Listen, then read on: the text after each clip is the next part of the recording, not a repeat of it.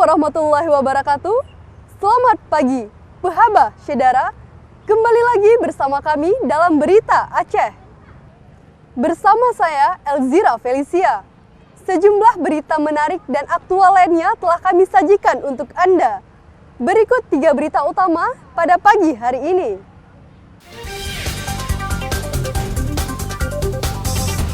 Banjir yang tak kunjung surut menyebabkan sejumlah sekolah di Aceh Singkil terpaksa diliburkan.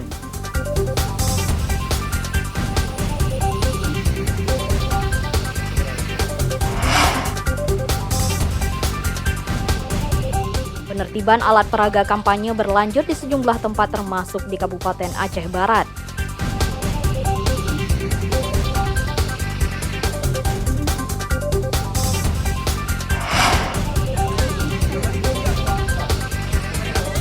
Penderitaan rakyat Palestina akibat perang mendorong nelayan di Aceh ikut menyumbang hasil penjualan ikan untuk Palestina.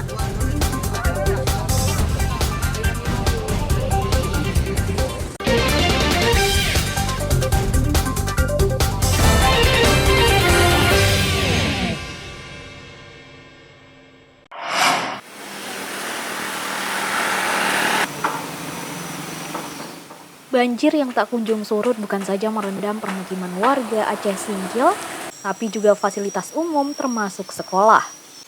Sejumlah sekolah terpaksa diliburkan lantaran banjir masih menggenangi pekarangan dan ruang kelas serta kantor Dewan Guru. Aktivitas belajar mengajar di sejumlah sekolah di Kecamatan Singkil lumpuh selama sepekan. Apalagi banjir yang merendam 14 desa ini merupakan banjir lanjutan yang terjadi sejak 15 Oktober 2023 lalu. Madrasah Sanawiyah Negeri MTSN 1 Aceh Singkil di Desa Pulau Sarok, Kecamatan Singkil, salah satu sekolah yang masih lumpuh aktivitasnya. Banjir masih merendam halaman sekolah dan sejumlah ruangan dengan ketinggian banjir sekitar setengah meter. Pengelola sekolah telah membangun jembatan darurat dengan memasang papan agar bisa menyeberangi ruangan. Namun banjir yang semakin parah mengharuskan sekolah diliburkan kembali. Surut kan, jadi dimasukkan anak-anak tuh. Adalah 3-4 hari, naik lagi air yang pasang. Ulang lagi, ada diliburkan lagi, belajar di rumah aja, pakai apa, HP. Kalau untuk kondisi yang banjir ini dengan yang sebelumnya bagaimana, Bang? Lebih parah yang mana? Lebih parah kayaknya ini, Bang. Itu tak pernah masuk di ruang TU. Udah masuk terendam semua itu. Untuk barang-barang, Bang, ada yang terendam? Udah saya amankan. Kegiatan belajar mengajar di Aceh Singkil sempat diaktifkan usai banjir medio Oktober 2023. Hanya beberapa hari aktivitas belajar berlangsung, sekolah kembali diliburkan. Selain MTSN 1 Aceh Singkil, banjir juga menggenangi sejumlah sekolah agama dan umum, mulai dari sekolah dasar hingga sekolah menengah atas. Kendati demikian, hingga kini Dinas Pendidikan dan Kantor Kemenak Aceh Singkil belum merilis data jumlah sekolah yang terdampak banjir. Nazarudin melaporkan dari Aceh Singkil.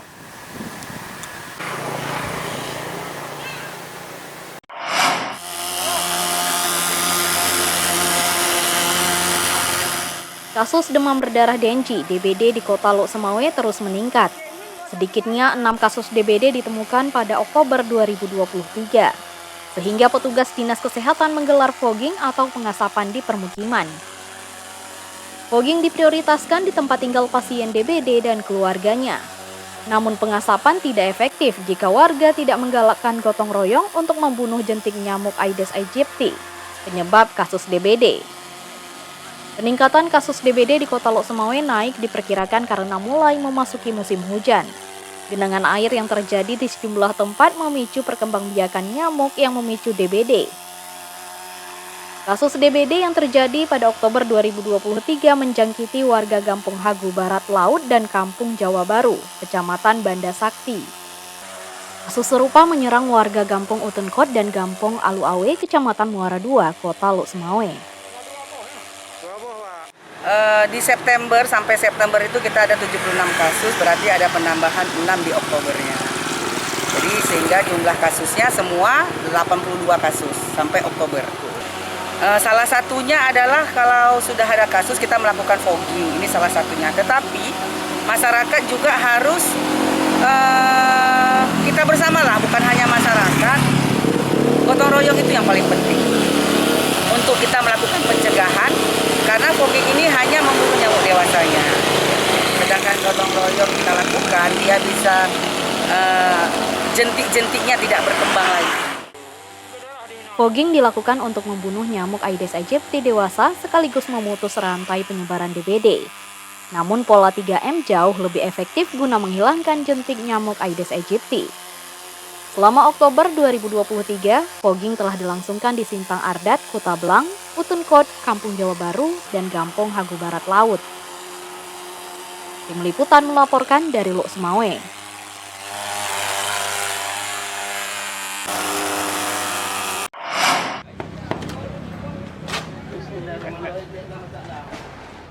Penertiban alat peraga kampanye (APK) di Aceh berlanjut. Sejumlah APK partai politik, parpol, dan caleg pemilu 2024 di sejumlah tempat dicopot petugas gabungan terdiri dari Bawaslu dan aparat keamanan, serta petugas Satpol PP Wilayatul Hisbah Aceh Barat. APK parpol dan caleg dibongkar karena dinilai melanggar aturan lantaran belum memasuki masa kampanye. Penertiban APK berlangsung di kawasan Kota Melabuh, terutama Jalan Protokol Ibu Kota Kabupaten Aceh Barat. Penertiban APK caleg dan parpol akan berlangsung hingga Kamis 9 November 2023 hingga ke kecamatan. Sama hari ini melakukan penertiban sejumlah alat peraga kampanye yang menurut aturan termasuk dalam kategori alat peraga kampanye itu harus ditertibkan karena kita belum masuk dalam masa kampanye sampai tanggal 28. Untuk baliho yang sudah kita tertibkan ini kita tempatkan pada satu tempat yang aman, jadi bagi peserta yang memang menginginkan untuk mengambil kembali juga kami memberikan kesempatan, silakan nanti dengan mekanisme tertentu nanti siapkan berita acara. Penertiban APK dilakukan setelah ditetapkan daftar calon tetap atau DCT DPRK, DPRA, DPRI, dan DPD RI.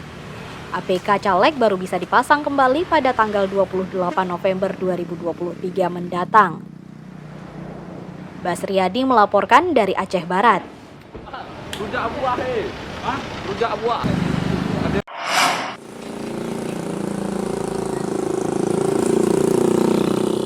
Kesemrautan penempatan alat peraga kampanye APK parpol dan caleg peserta pemilu 2024 mendorong KIP Kabupaten Aceh Barat Daya menentukan lokasi yang tepat. Penentuan APK guna memberikan keadilan bagi caleg dan parpol dengan tetap mengikuti aturan dan ketentuan. KIP Aceh Barat Daya tengah menyiapkan perpaduan ketentuan dengan kenyamanan warga terhadap penempatan APK. Menjelang memasuki masa kampanye pada 28 November 2023, penyelenggara pemilu harus bergerak cepat agar semua pihak mendapat kesempatan dan ruang yang sama. Sebelumnya, KIP Aceh Barat Daya sudah menggelar rapat koordinasi dengan Panwasli, petugas keamanan termasuk Satpol PP, untuk membahas pemasangan APK. KIP akan menggelar rakor kembali untuk memfinalisasi tempat pemasangan APK Pemilu 2024. Karena memang sesuai dengan PKPU nomor 13 2023 itu KIP dalam hal ini melakukan koordinasi dengan Pemda, dengan Muspidapes karena dianggap yang mempunyai wilayah otonom kan mereka. Jadi kami di sini bersifat koordinasi untuk menentukan titik lokasi pemasangan APK. Jadi makanya kita koordinasi dulu, mungkin nanti minggu depan kita akan coba finalisasi lagi titik-titiknya itu di mana. Tapi kita rencana akan membuka ruang minimal ada penambahan titik lokasi supaya apa? Kita juga melihat nanti supaya peserta pemilu ini merasa dia terpublikasi nanti apa yang memang menjadi hak dia. KIP berharap seluruh peserta pemilu di Aceh Barat Daya dapat menjalankan aturan agar pelaksanaan pemilu 2024 dapat berjalan dengan baik. Mimi Saputra melaporkan dari Aceh Barat Daya.